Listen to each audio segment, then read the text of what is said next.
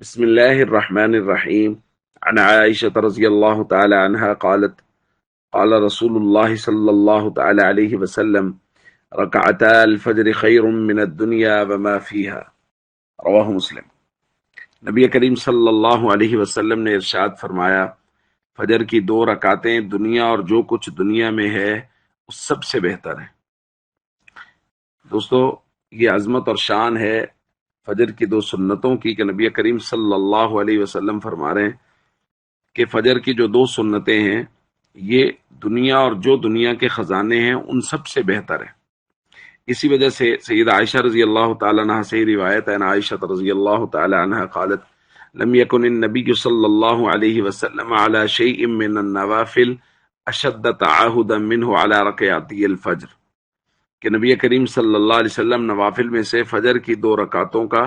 بہت زیادہ خیال رکھتے تھے۔ اسی طرح اور بہت ساری احادیث میں فجر سے پہلے کی 2 رکعات ان کی بہت تاکید آئی ہے، اور اس بات کو سمجھ لینا چاہیے کہ یہ جو نمازوں سے پہلے یا بعد میں جو ہم سنن وغیرہ پڑھتے ہیں، نوافل پڑھتے ہیں، تو اس حوالے سے بہت ساری احادیث کو مد نظر رکھ کے علماء نے ان کے مراتب مقرر کیے ہیں کہ یہ والی نماز جو ہے یہ سنت ہے، یہ والی نماز مستحب ہے۔ تو فجر کی 2 رکعتیں جو ہیں وہ سنت ہیں اور ان کی بہت تاکید آئی ہے، اس لیے ان کا پورا اہتمام کرنا چاہیے، جیسا کہ نبی کریم صلی اللہ علیہ وسلم وہ اہتمام فرمایا کرتے تھے، اور نبی کریم صلی اللہ علیہ وسلم نے ہمیشہ اس پر مواظبت فرمائی۔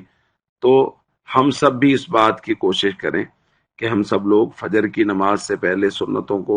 مستقل و متواتر ادا کریں اور دیگر مساجد میں بھی لوگوں تک بھی یہ پیغام پہنچائیں۔ السلام علیکم ورحمۃ اللہ وبرکاتہ۔